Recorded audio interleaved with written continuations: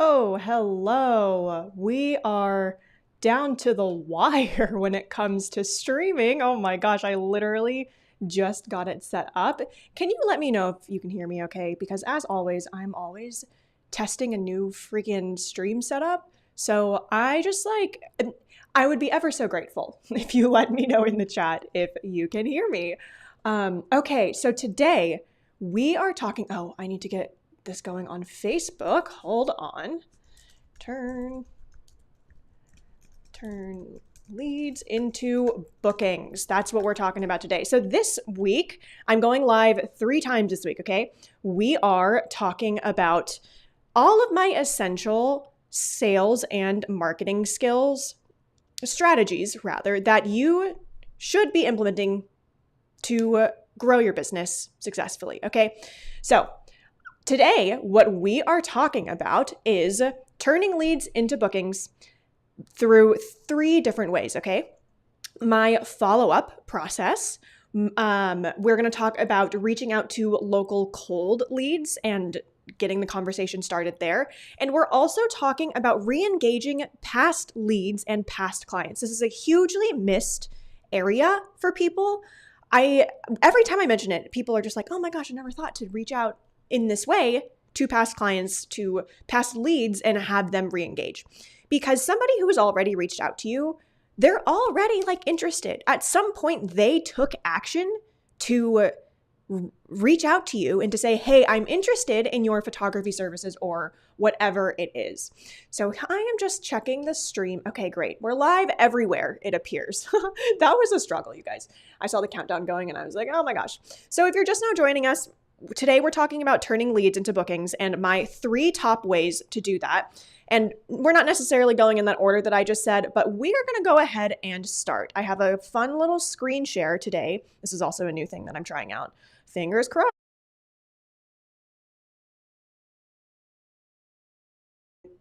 Okay, I accidentally muted myself, but I think we're unmuted. So first of all, I want to talk about my full follow-up system. And I'm just going to check Instagram. We'll find out if you can see it or not. Oh, you can, Gorge.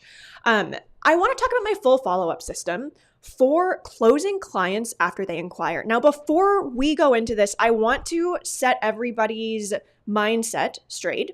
There is no way to guarantee that you are going to close a lead or a sales call or anything. And anybody who tells you otherwise is lying. Okay, there's no way, because we're all people. You cannot guarantee an outcome. I cannot guarantee an outcome. So I just want to level set that. This follow-up system it increases my bookings tenfold. Like almost all of my bookings come through these follow-ups.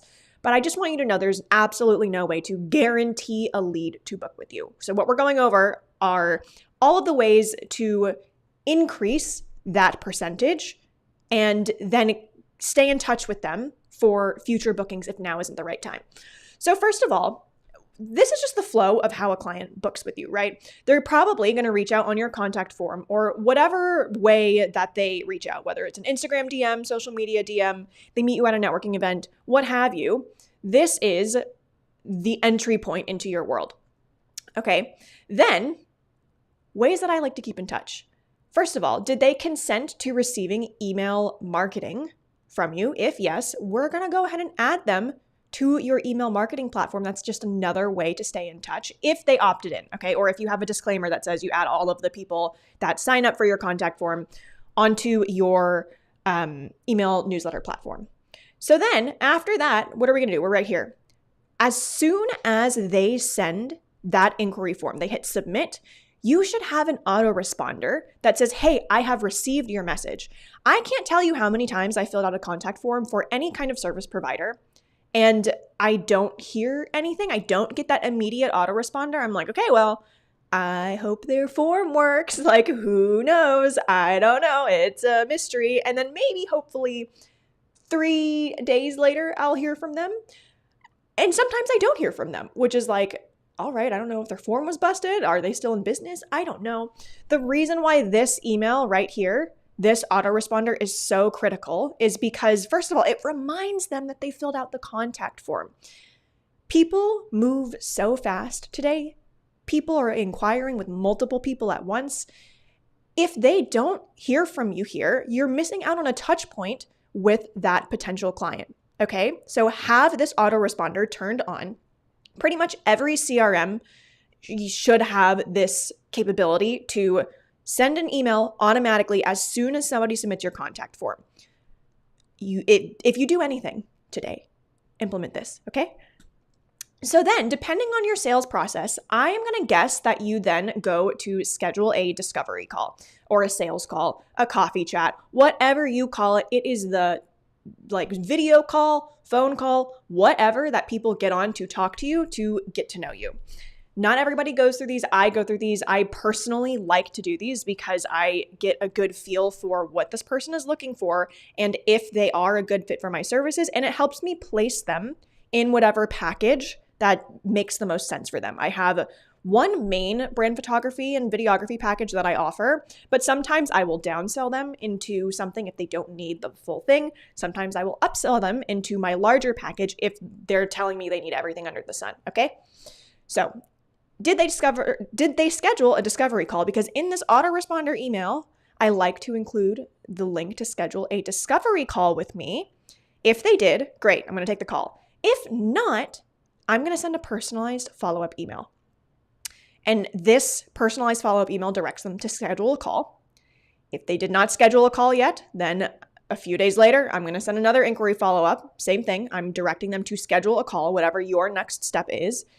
Did they not schedule a call? Okay, I'm going to send yet another follow-up email. So already before they have even gotten on a call with me, I have 1, 2, 3, 4 different touch points with them. And then sometimes I will also DM them on Instagram if I see that they're active there, because emails, I hate my emails. Okay, I don't like opening my email inbox, but if I see somebody's active on Instagram, I will go message them to just have all of the touch points. They inquired with you, okay? I want you to remember that. This is not annoying. This is, hey, you asked about this. Here's the information. Like, where'd you go? They should be responding to you. It should be an expectation that somebody that inquires with you responds to you. I don't know where this got lost in translation that, oh, we need to not bother, quote unquote, not bother people when they reach out to us. No. They reached out to you, okay? So then you're going to take the call. Then after you take the call, this is typically when you'd send out the proposal, okay? So same thing. Did they accept and sign the proposal? If yes, great. You're going to send over an onboarding guide. If not, I'm going to follow up once. Same thing. I'm going to follow up again. I'm going to follow up again. All over the span of, 2-3 weeks. It really depends on the project. But if we go through and count these, that's 1, 2, 3, 4, 5, 6, 7, 8, at maximum 8 follow-up emails that I'm sending. These emails book me clients. If you are not sending follow-up emails, you are losing money, because so many things can happen in just the single email that you send the proposal. They might not get it. It might land in spam. Something might be going on. They might open it and then forget about it. They need those reminders to get in touch with you. It's not a weird thing to do. You're not bothering them. Remember, they asked you for this information, okay? Send all of these follow-up emails. So we are going to get back to that in a minute, but I also want to talk about, let's come back. I also want to talk about re-engaging past leads. So it is November 11th. This is the perfect time of year to reach out to every single person that has inquired with you but not booked, and all of your past clients.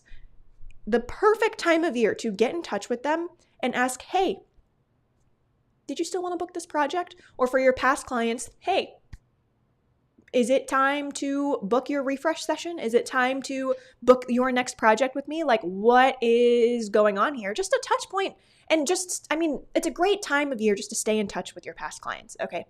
So the way that I like to do this, typically I will do it once a quarter, but especially towards the end of the year, if you are planning on raising your prices, this is a really fabulous time to email literally everyone and say that you're going to be raising your prices and ask, do you want to book a project before that price increase happens? Perfect time of year for this. The new year is around the corner. People are starting to think about any last projects they want to accomplish this year and what projects they want to accomplish in the new year. I send these emails every year. I book clients every single year just by doing this process, reaching out to past clients and to past people that have inquired. Maybe they got a proposal, but they did not end up booking. There could be a bajillion reasons, not the right time, not in the budget, they changed their plan for the year. It's the perfect time to circle back on that and ask, hey, is now the time that you want to do this project? That is the second thing. So the first is following up with leads who are reaching out to you. You got to have at least 8 touch points. Okay, I'm going to say it. You have to have at least 8 touch points when somebody reaches out to you, 8 follow-ups. And then number 2, what I just talked about, is reaching out to past clients and past leads who inquired but never booked. Perfect time of year to be doing that. Now, the third thing that you can do to turn leads into bookings is doing some cold outreach. I don't talk about this a lot because it is not my primary method of generating leads. We're actually going to be talking about that on tomorrow's live for Emily's Essentials. But cold outreach works really well for people.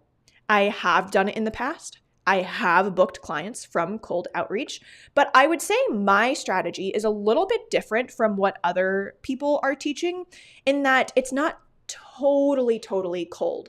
When I say cold, I mean somebody who has never seen or heard from me ever. What I like to do is find local businesses on Instagram. Maybe I'm already connected with them. Find people that I have met through networking events, just people who I have maybe only 1 or 2 touch points with, we're acquaintances, and I will email them and ask them if they're interested in brand photography. It's not exactly how I say it, but I don't think we make enough asks nowadays. It doesn't hurt to ask. And how can you expect to book clients if you are too scared to ask for it? Do you know what I mean? I know that sounds kind of harsh, but I think every single photographer, every single creative should do this exercise in reaching out to cold leads because it is the number one sales skill that will boost your confidence. Because if you can reach out to a stranger and ask them if they're interested in your services, you can do anything. Like, what else in this business can rattle you? Do you know what I mean? I have done this, like I said, for my photography business. Oh, I always forget. I always say, oh, it's not a huge lead generator for me. Lies. When I ran my studio, the Sunlight Space, it's not mine anymore, but when I first opened my photography rental studio, I rented it out by the hour. I cold emailed probably 200 local photographers, letting them know, hey, I just opened the studio. Come by if you want. You can schedule a time with me or schedule a quick 15-minute phone call if you want to see the space or learn about how to use it. I followed all of those people on Instagram. I emailed all of those people, and several of them were like, oh yeah, I saw you on Instagram. Like, I'm excited to come check it out, or I've added it to my list for clients. So many renters came in that way, so many clients. You can do the same for your photography services. Or if you are in a promotion of, let's say, doing mini sessions, reach out to people who are in your network, who are like 2nd, 3rd degree connections, where there's some kind of connection point. It's going to make it a lot easier to build that relationship. But I don't know why we don't do this more, honestly. Like, I need to be doing it more. I totally lost my train of thought, but it is such a great way to build that sales muscle because often it feels like the scariest thing that you can do is reaching out to strangers. So if you are ever feeling in a sales rut, that's what I'm going to recommend that you do. Reach out to strangers because it's scary. And once you do that, it'll be so much easier to just follow up with past leads, people who have already talked to you, because you've already done the harder thing, which is reaching out to strangers. So to recap, if you want to turn more leads into bookings, number 1, you need to be sending a lot more follow-up emails than you think. I have 8 at least touch points that I send to people who inquire with me, meaning they fill out my contact form. I have at least 8 follow-up emails that I send. Number 2, if you want to turn more leads into bookings, you got to follow up with past leads, people who have inquired with you maybe a few months ago, a year ago, and never booked. Follow up with them. It's perfect time of year to be doing that, and reconnect with your past clients. I think another expectation that photographers have for some reason is that your past clients are going to remember when it's time to book with you, whether it's time for a refresh session in brand photography, or you're trying to get or it's the next season for family photos, fall time, Christmas time, whatever.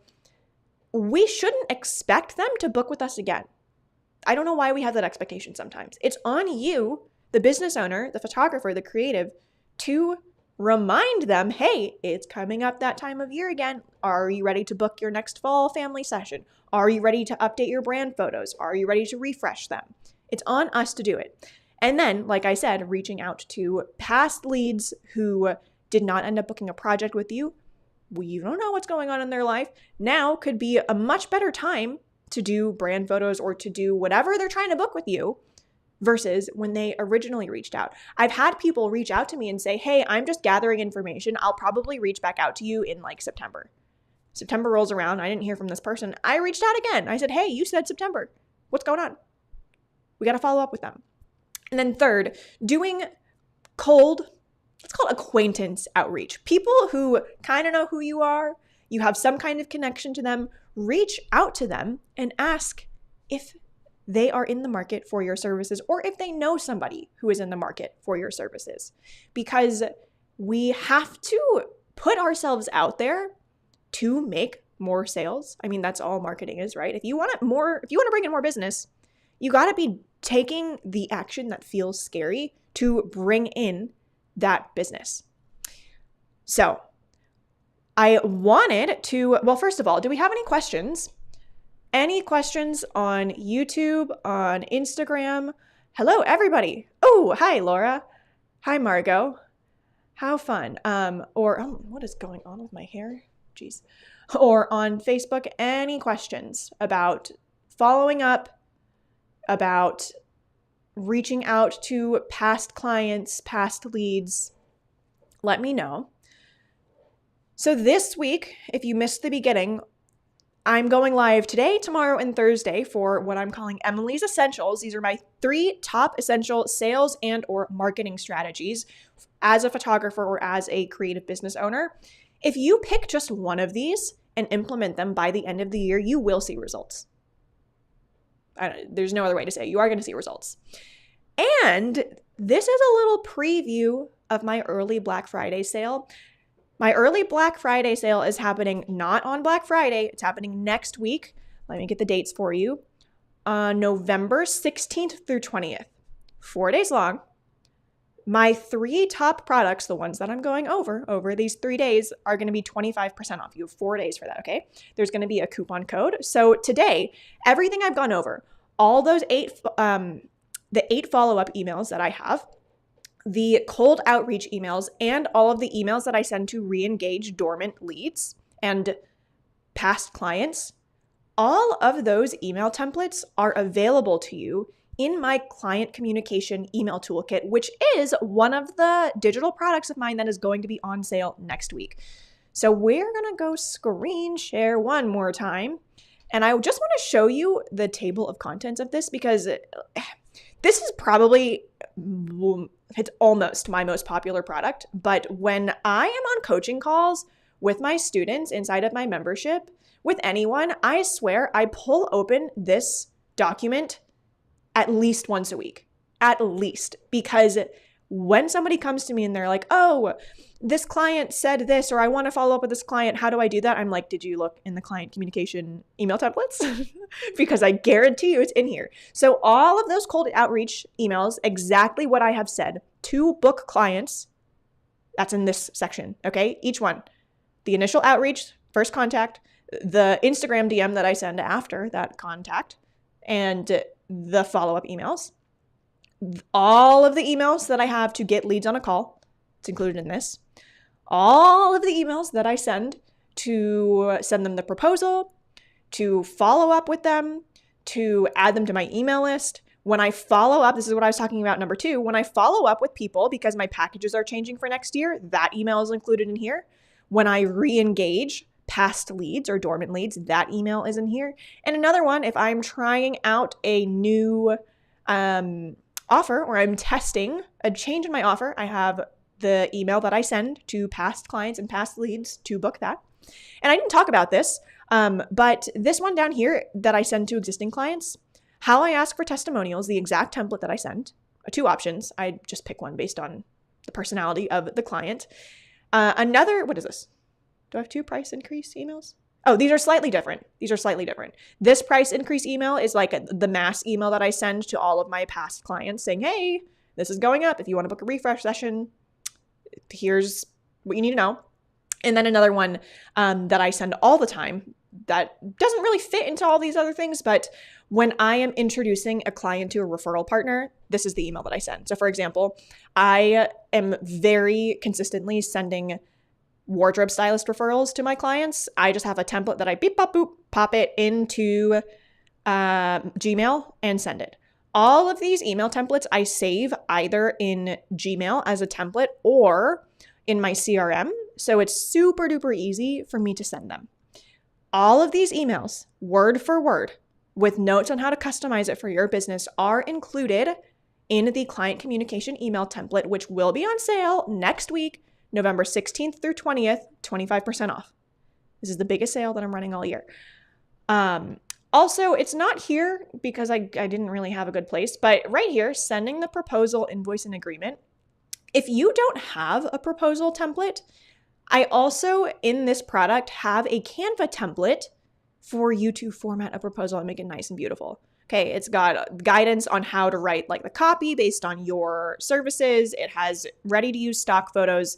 And I also have a bonus in here, not listed, but it's a welcome guide, like an onboarding guide to welcome new clients. So essentially, all of the front end of your client experience, when I say front end, I mean what people experience before booking with you up until right when they pay that invoice. All of those emails and all of the templates of communication you need are in this, the email client communication toolkit. On sale next week. If you want to be notified of when that goes on sale, I am going to drop the link to sign up for my email list. If you're watching on Instagram, if you can just DM me your email address, I will put you on the list. But I'm going to drop it here. Get the Black Friday, Cyber Monday sale notification. That's going to sign you up for my general email list. And it's also going to get you signed up for when I have tomorrow's live stream and Thursday's live stream. You'll get notified for that as well. Get the Black Friday, Cyber Monday sale notification. We're going to drop it. Okay. So tomorrow, what are we talking about tomorrow? Tomorrow had the most opt-ins, which I think is very interesting. Tomorrow, we are talking about how to get local leads on autopilot. So if you've been here a while, you know I'm a big SEO girly. We're going to talk about my SEO strategy and I just updated the tool that I use inside of SEO for Creatives. One of the bonuses is an AI blocking copilot. I'm working on it right now. It should be ready for you to see tomorrow.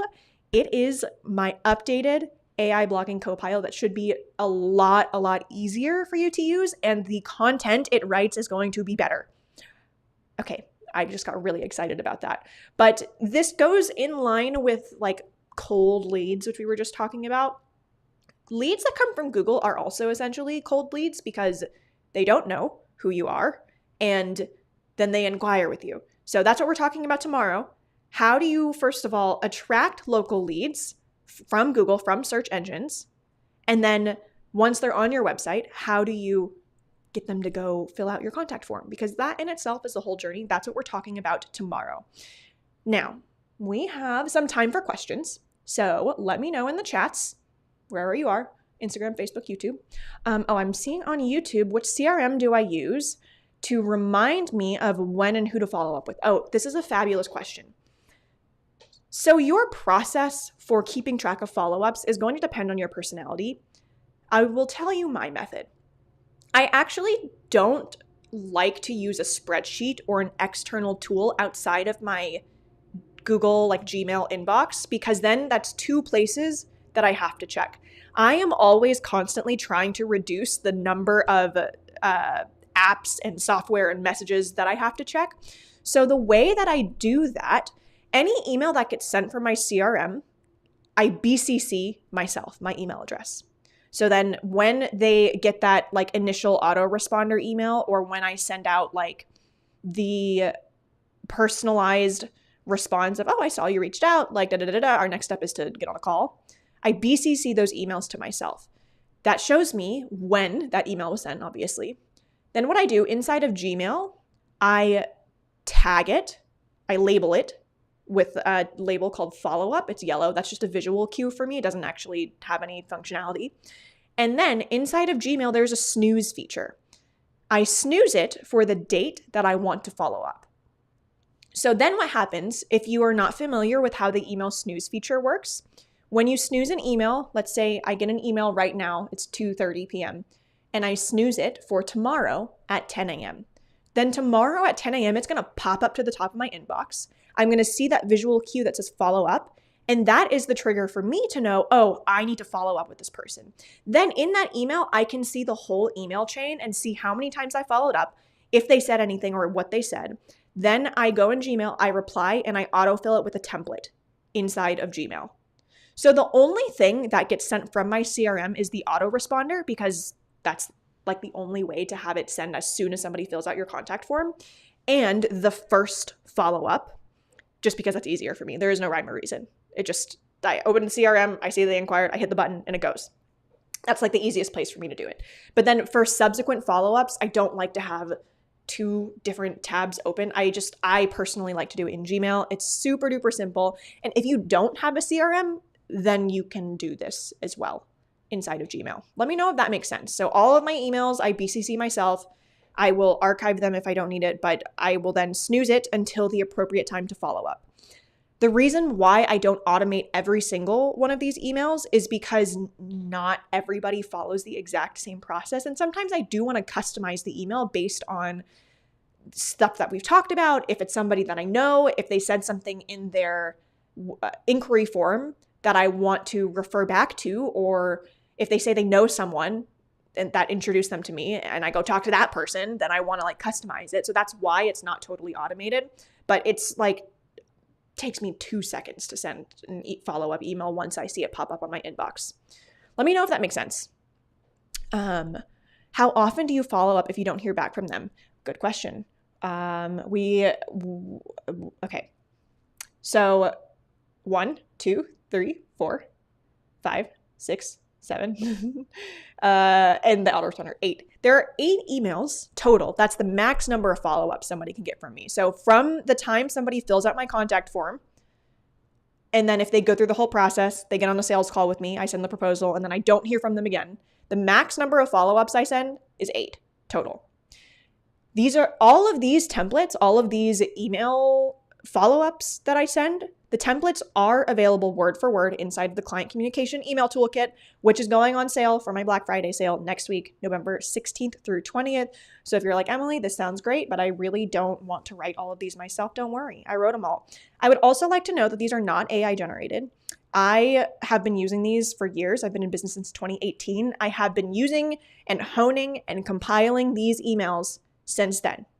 These are my templates, the exact templates that I send to my clients that help me close maximum leads, that help me follow up with all of my past clients, people who have already paid me money, all of my past leads, people who have inquired but didn't book, and then also my whole cold outreach process. It is all in these templates. It's going to be on sale. I mean, it's already a great deal. It's like $77, but it's going to be on sale next week for 25% off.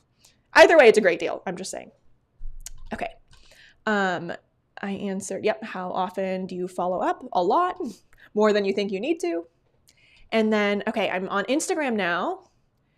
Yes, Laura says, keep growing past the scary bits, past the follow-ups. I know if you feel that fear, I used to feel it in my chest. I'd be like, oh, I don't want to follow up. Just push through it. It gets easier every time. How do I keep track of leads that never booked? Are they in a different part of your CRM? So no, that is also in Gmail. I mean, if you were on the live for when I was just talking about the email labeling process, what I do when it's time to follow up with past leads that I've never booked, I will, I did used to keep them in my CRM, but again, it started to be too many places for me to check. So in Gmail, I have my label follow up.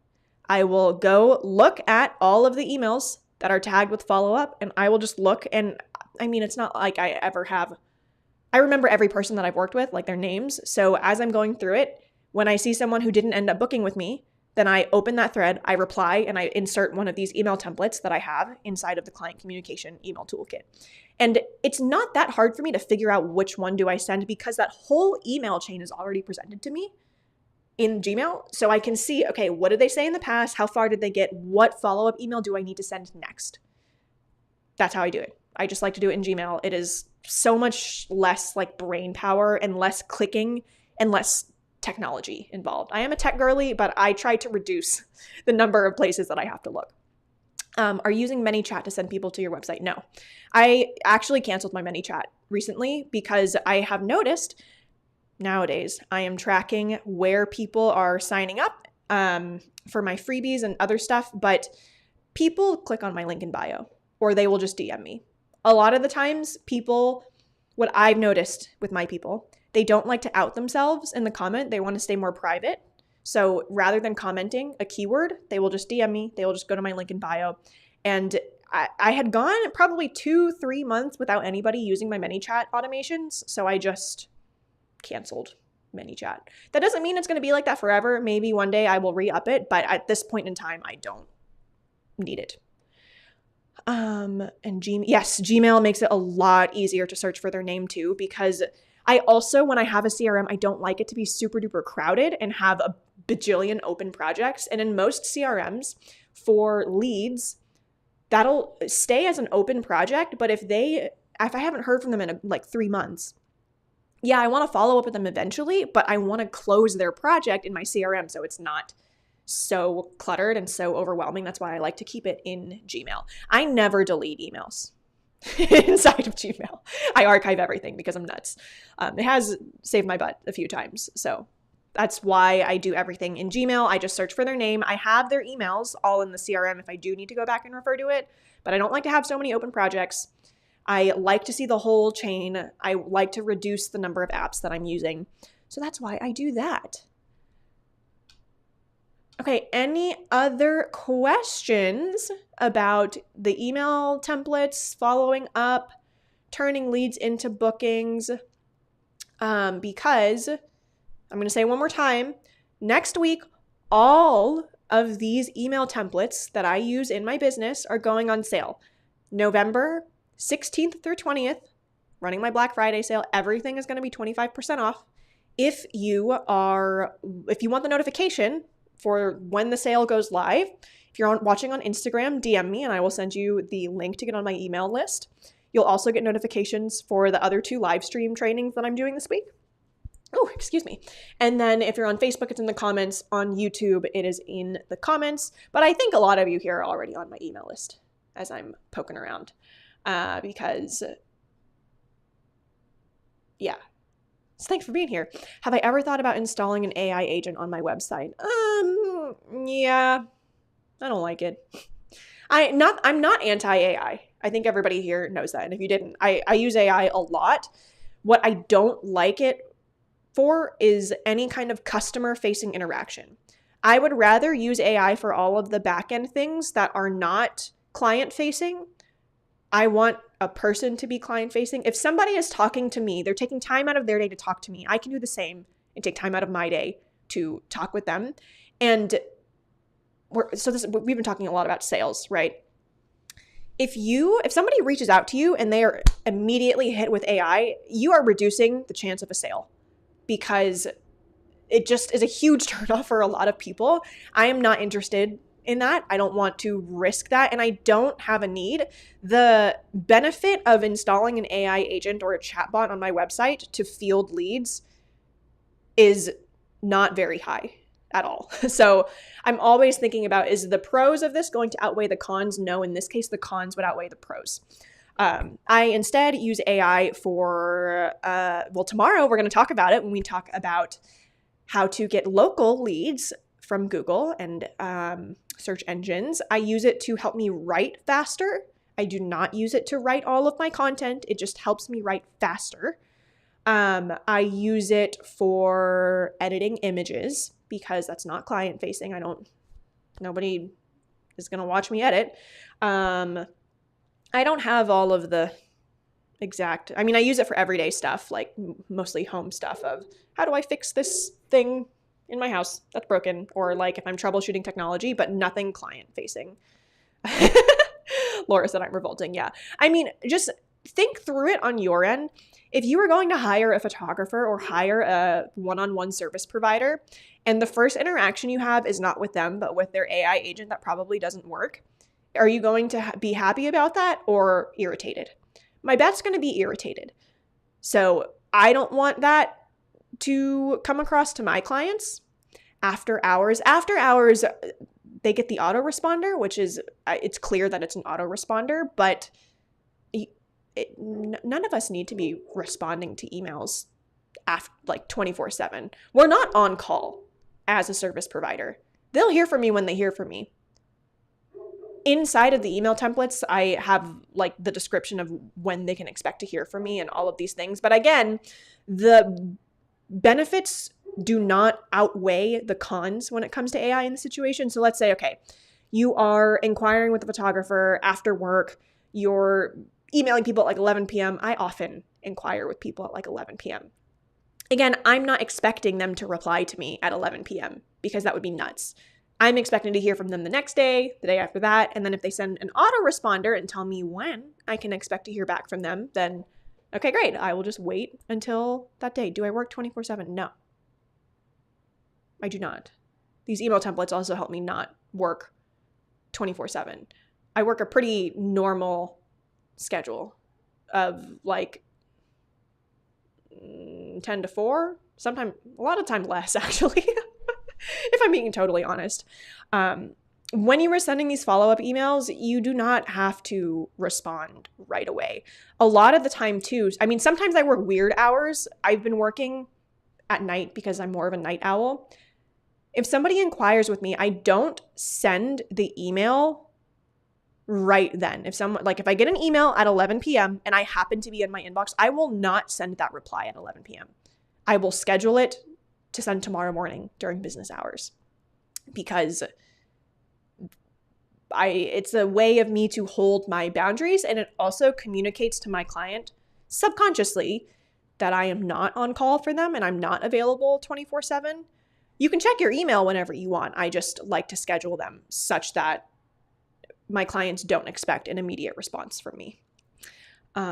AI agents are not auto response though. This is probably a conversation for a different time. If you want to DM me, or we can keep chatting back in the comments, because now I'm intrigued about what you are calling an AI agent. I think what I call an AI agent and what you call it are different. Hi, Sonia. Okay, any other questions about follow-up emails, closing clients, closing leads, following up with past clients? Let me check on YouTube. Good. Facebook is buggy. It's been buggy. It's always buggy. I don't understand. Okay, great. Well, a reminder, tomorrow I'm going live at the same time. And tomorrow we're talking about how to get local leads from Google.